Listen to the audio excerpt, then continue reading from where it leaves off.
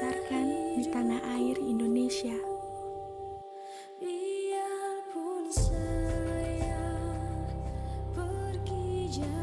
Saya makan dari padi yang ditanam di tanah air Indonesia.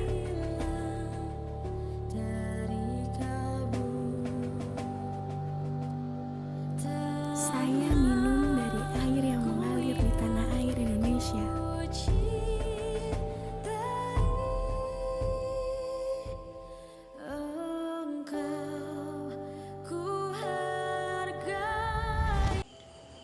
Assalamualaikum warahmatullahi wabarakatuh. Alhamdulillahirabbil alamin wa bihi nasta'inu ala umuri dunya waddin.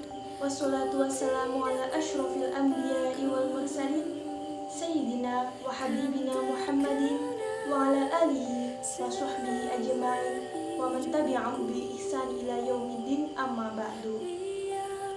Pertama, marilah kita panjatkan puji syukur kehadirat Allah Subhanahu wa Ta'ala, karena pada hari ini kita dapat bertemu kembali dengan keadaan sehat walafiat. Yang kedua, salawat serta salam semoga tetap tercurahkan kepada junjungan kita Nabi Agung Muhammad Sallallahu Alaihi Wasallam, yang kita nantikan syafaatnya di dunia wal akhirah, amin ya rabbal alamin. Di sini saya akan sedikit berbicara tentang cinta tanah air atau yang biasa kita sebut dengan nasionalisme. Nasionalisme adalah konsep modern yang muncul pada abad ke-17 bersamaan dengan lahirnya konsep negara dan bangsa. Di Eropa sendiri, nasionalisme ini muncul sebagai salah satu perwujudan perlawanan terhadap feodalisme atau kekuasaan absolut yang dimiliki oleh para pemuka agama dan bangsawan di sana. Seiring munculnya negara bangsa, timbullah berbagai pemikiran tentang nasionalisme sebagai basis filosofis terbentuknya negara tersebut. Jamaluddin mengatakan bahwa suatu bangsa terbentuk karena adanya unsur-unsur dan akar-akar sejarah yang membentuknya. Oleh karena itu, dibutuhkan pemikiran bahwa pengabdian tertinggi seseorang manusia untuk bangsa dan negaranya disebut dengan nasionalisme. Setidaknya terdapat beberapa konsep persatuan atau persaudaraan dalam Islam yang dikenal dengan istilah ukhuwah atau persaudaraan, yaitu ada ukhuwah Islamiyah yaitu persaudaraan antar umat Islam, ada ukhuwah watoniyah yaitu persaudaraan bangsa, dan yang ketiga ada ukhuwah basyariyah yaitu persaudaraan umat manusia. Selanjutnya, dalam konteks Indonesia, tanah air adalah istilah yang digunakan bangsa Indonesia untuk menyebut seluruh bumi Indonesia yang terdiri dari darat, udara, dan lautan. Istilah ini juga didasarkan pada konsep wawasan Nusantara yang terbentuk dari kondisi Indonesia sebagai negara kepulauan yang terbesar di dunia ini. Dalam kitab Ta'rifat dikatakan juga bahwa tata negara atau tanah air adalah tempat kelahiran seseorang atau tempat di mana ia bertempat tinggal. Al-watnu al-aslihu wa maulidu rajulin wal baladul ladzi huwa bihi. Cinta tanah air juga merupakan sunnah Rasulullah SAW yang sangat utama dan sangat dianjurkan oleh Rasulullah SAW. Syekh Muhammad Ashar, mantan wakil Al-Azhar dan anggota Akademi Riset Islam Mesir, menjelaskan juga tentang pengertian atau konsep al-waton atau tanah air ini dalam ajaran Islam, yaitu sebidang tanah yang dihuni oleh sekelompok orang yang menjadi tempat atau tempat mata pencaharian mereka dan tempat tinggal bagi setiap keluarga dan keturunannya setelah mereka. Menjadi tugas juga bagi mereka semua untuk membangun dan melindunginya. Islam telah mengangkat status tanah air sebagai nilai yang sangat penting keberadaannya. Cinta dan kesetiaan kepada tanah air adalah kewajiban.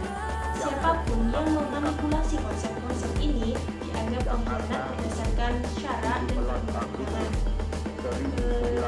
Di sini mencintai tanah air adalah hal yang sifatnya alami pada diri manusia.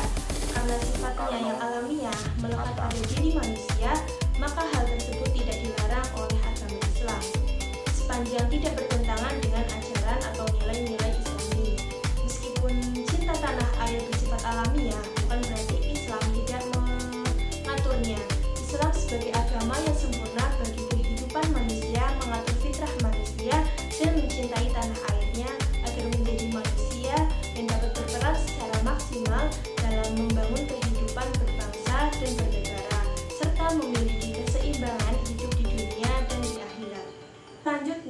Mahmud juga menjelaskan bahwa Rasulullah SAW telah memberi contoh yang luar biasa bagaimana mencintai tanah air. Ketika hijrah dari Mekah Al-Mukarramah ke Al-Madinah Al-Munawwarah, beliau berdiri di perbatasan kota Mekah, lalu menatapnya dengan sedih, lantas bersabda, "Alangkah baiknya engkau sebagai negeri, dan betapa cintanya diriku terhadapmu. Seandainya kaumku tidak mengusirku darimu, niscaya aku tidak akan tinggal di kota selainmu." Hadis riwayat At-Tirmidzi. Selanjutnya di sini juga ada dalil cinta tanah air dari Al-Qur'an. Salah satu ayat Al-Qur'an yang menjadi dalil cinta tanah air menurut para penuturan para ahli tafsir adalah Al-Qur'an surat Al-Qasas ayat 85 yang berbunyi, "A'udzubillahi minasyaitonirrajim. Bismillahirrahmanirrahim. Innalladzi farada 'alaikal Qur'ana laradduka ila ma'ad. Qur rabbi a'lamu man jaa'a bil huda wa man huwa fi dhalalim mubin." Yang artinya sesungguhnya Allah Subhanahu wa taala yang mewajibkan engkau Muhammad untuk melaksanakan hukum-hukum Al-Qur'an. Benar-benar akan mengembalikanmu ke tempat kembali. Katakanlah Muhammad, Tuhanku mengetahui orang-orang yang membawa petunjuk dan orang yang berada dalam kesesatan yang nyata. Para mufasir dalam menafsirkan kata ma'ad dalam ayat tersebut terbagi menjadi beberapa pendapat. Ada yang menafsirkan kata ma'ad dengan arti Mekah, akhirat, kematian, dan hari kiamat. Namun menurut Imam Fahri Al-Din Al-Razi dalam tafsirnya Mafatih Al-Ghaib mengatakan bahwa pendapat yang lebih mendekati atau yang lebih tepat yaitu pendapat yang menafsirkan dengan kata Mekah. Selanjutnya ayat yang menjadi dalil cinta tanah air menurut ulama yang kedua yaitu pada Al-Quran surat An-Nisa ayat 66. Allah Subhanahu wa taala berfirman, "A'udzubillahi minasyaitonirrajim. Bismillahirrahmanirrahim. Walau anna katabna 'alaihim an yaqtulu anfusakum aw yakhruju min diyarikum ma fa'alu illa qalilun minhum walau annahum fa'alu ma yu'aduna bihi lakanna khairal lahum wa ashadda tasbita." Dan sekalipun telah kami perintahkan kepada mereka, bunuhlah dirimu atau keluarlah kamu dari kampung halamanmu, ternyata mereka tidak akan melakukannya kecuali sebagian kecil dari mereka. Dan sekiranya mereka benar-benar melaksanakan perintah tersebut yang diberikannya, itu niscaya lebih baik bagi mereka dan lebih menguatkan iman mereka. Selanjutnya, Syekh Wahbah Al-Zuhairi dalam tafsirnya Al-Munir fi Aqidah wal Syari'ah wal Manhaj menyebutkan wa fi qawluhu aw yakhruju min diyarikum imaun ila hubbul waton wa ta'alluqin nasi bihi wa ja'ala qarina qad nafsi wasdu'u batil hijrati minal auton. Yang di sini artinya di dalam firman-Nya terdapat isyarat akan cinta tanah air dan ketergantungan orang dengannya.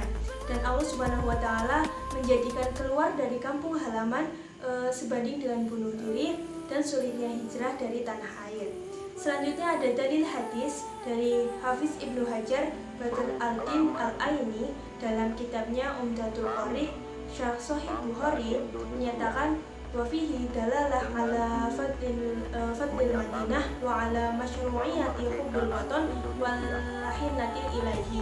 Yang artinya di dalam hadis terdapat dalil atau petunjuk atas keutamaan Madinah dan petunjuk atas disyariatkannya cinta tanah air dan rindu padanya.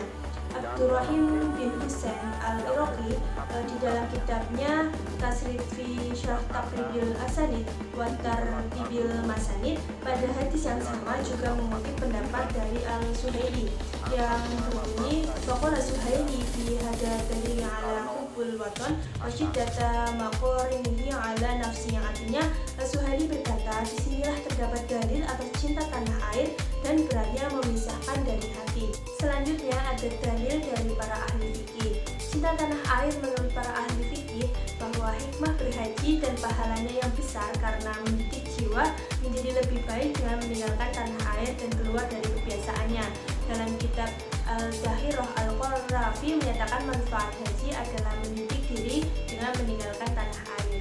Pemaparan di atas menunjukkan bahwa cinta tanah air memiliki dalil yang bersumber dari Al-Quran dan hadis, sebagaimana ditegaskan oleh para ulama seperti Al-Hafiz Ibnu Hajar Al-Asqalani, Imam Jalaluddin Al-Suyuti, Abdurrahim Al-Iraqi, Syekh Ismail Haqi Al-Hanafi, dan yang lainnya.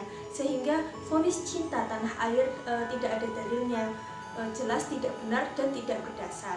Pelajaran yang terdapat dalam hadis dan ayat Al-Quran di atas adalah yang pertama, Islam mengajarkan bahwa cinta kepada tanah air adalah bagian dari iman.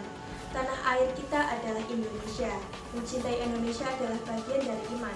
Oleh karena itu, siapa saja yang mengkhianati tanah air Indonesia berarti telah kehilangan imannya. Minimal sebagian besar imannya telah musnah. Naudzubillah min dzalik. Atas dasar pertimbangan tersebut, maka Syekh Muhammad Ali dalam kitab Dalilul Falihin halaman 37 mengatakan cinta tanah air itu bagian dari iman. Yang kedua, menjaga persatuan dan kesatuan bangsa hukumnya adalah wajib. Kiai Muhammad Said dalam kitab Ad-Difa'ani wal Waton min ahammi wal wajibati ala kulli wahidin mimma halaman 3 menjelaskan bahwa umat Islam itu wajib menjaga persatuan dan kesatuan sebagaimana yang dicontohkan Nabi Muhammad SAW, yaitu memupuk persaudaraan dan persatuan di kalangan muhajirin dan kaum ansor. Yang ketiga yaitu mencintai tanah air merupakan ajaran Rasulullah SAW. Rasulullah SAW mencintai Makkah dan Madinah karena dua tempat mulia tersebut merupakan tanah air beliau. Mencintai tanah air adalah bagian dari iman karena tanah air merupakan sarana primer untuk melaksanakan perintah agama. Tanpa tanah air, seorang akan menjadi tunawisma. Tanpa tanah air, agama seorang juga tidak akan sempurna. Salah seorang ulama Indonesia, Kiai Haji Muhammad Hasyim Asy'ari, berhasil mencetuskan prinsip hubul waton minal iman atau cinta tanah air adalah bagian dari iman. Konteksnya saat itu untuk membangkitkan rasa nasionalisme rakyat Indonesia untuk mengusir para penjajah. Kiai Hasyim Asy'ari adalah ulama yang mampu membuktikan bahwa agama dan nasionalisme bisa saling memperkuat dalam membangun bangsa dan negara. Dua unsur ini tidak dapat dipisahkan satu sama lain. Agama Islam memerlukan tanah air sebagai lahan dakwah dan menyebarkan agama. Menurut Saleh bin Ali Abu Arwad, guru besar pendidikan Islam di Abha, bahwa seluruh warga negara memiliki kewajiban yang sama untuk menjunjung tinggi tanah airnya, yaitu dengan cara sebagai berikut. Yang pertama itu mendidik segenap keluarga sendiri mungkin untuk mencintai tanah air, antara lain dengan merespons segala bentuk kebaikan dengan kebaikan lainnya, sebagaimana Al-Quran telah mengajarkan hal jazaul ihsani ilal ihsan pada Al-Quran surat Ar-Rahman ayat 60. Yang kedua yaitu membina rasa saling mencintai di antara sesama anak bangsa dimanapun berada, sehingga tercipta suasana kerukunan, persaudaraan yang sinergi dan kompak. Yang ketiga yaitu menanamkan kecintaan tanah air sedini mungkin, memperjelas makna cinta tersebut dan menunjukkan jalannya yang optimal melalui berbagai institusi pendidikan di masyarakat seperti keluarga, sekolah, masjid, tempat kerja, dan yang lainnya. Yang keempat yaitu setiap anak bangsa bekerja dengan sungguh-sungguh melaksanakan segala tugas dan kewajibannya demi kehidupan yang berguna bagi tanah airnya. Dan yang kelima yaitu menanamkan kepada anak bangsa untuk menghargai kekayaan bangsa dan apapun yang dimilikinya, serta melestarikan segala fasilitas yang ada di dalamnya sehingga semua warga negara dapat menikmatinya. Kesimpulannya adalah bahwa mencintai tanah air bukan hanya karena tabiat, tetapi juga lahir dari bentuk keimanan kita. Karenanya jika kita mengaku diri sebagai orang yang beriman, maka mencintai Indonesia sebagai tanah air yang jelas-jelas penduduknya mayoritas muslim merupakan keniscayaan. Inilah makna penting dari hubul waton minal iman. Jika ada pihak-pihak tertentu yang berusaha mendorong keutuhan NKRI kita, maka kita wajib untuk menentangnya sebagai bentuk keimanan kita. Tentunya dalam hal ini harus dengan cara-cara yang dibenarkan, karena kita hidup dalam sebuah negara yang terikat dengan aturan yang dibuat oleh negara. Cintai negeri kita dengan terus menerus dan menjaganya dari setiap apa yang akan menghancurkannya. Sekian yang dapat saya sampaikan. Semoga apa yang tadi saya sampaikan dapat bermanfaat bagi kita semua. Mari kita akhiri dan membaca doa bersama. A'udzubillahiminasyaitonirrajim. Bismillahirrahmanirrahim. Alhamdulillahirabbil alamin. Hamdan syakirin hamdan na'imin. Hamdan yuwafi ni'mahu wa yukafi'u majidah. Ya Rabbana lakal hamdu kama yanbaghi li jalali wajhikal karim wa 'azimi sultanik. Allahumma sholatan tunjina biha min jami'il ahwali wal afat wa taqdirana biha min jami'il hajat wa tutahhiruna biha min jami'is sayyi'at wa tarfa'una biha 'indaka a'la darajat wa tubaddikhuna biha aqsal ghayat min jami'il khairati fil hayati wa ba'dal mamat. Allahumma inna nas'aluka lutfa fi ma jarat bihil maqadir. Allahumma inni min khairi ma salaka minhu sayyidina wa nabiyyuna Muhammadun 'abduka wa rasuluk wa na'udzubika min syarri masta'adaka minhu sayyidina wa nabiyyuna Muhammadun 'abduka wa rasuluk. Allahumma inni mujibati rahmatik wa azaima maghfiratik wa salamata min kulli ithmin wal ghanimah min kulli barin wal fawza bil jannah wa najata minan nar wal 'afwa 'indal hisab. Rabbana la tuzigh qulubana ba'da idh hadaytana wa hab lana min ladunka rahmah innaka antal wahhab. Rabbana ighfir lana wa li walidina warhamhuma kama rabbayani shaghira. Mu'minina wal mu'minat al ahya'i minhum wal amwat wa atubu ilaik. Wa sallallahu ala sayyidina Muhammad wa ala ali sayyidina Muhammad. Subhana rabbika rabbil izzati amma yasifun wa salamun alal mursalin walhamdulillahi rabbil alamin. Al-Fatihah. Bismillahirrahmanirrahim. Alhamdulillahi rabbil alamin arrahmanir rahim maliki yaumiddin. Iyyaka na'budu wa iyyaka nasta'in ihdinas siratal mustaqim siratal ladzina an'amta 'alaihim ghairil maghdubi 'alaihim waladdallin amin. Akhirul kalam. Wassalamualaikum warahmatullahi wabarakatuh.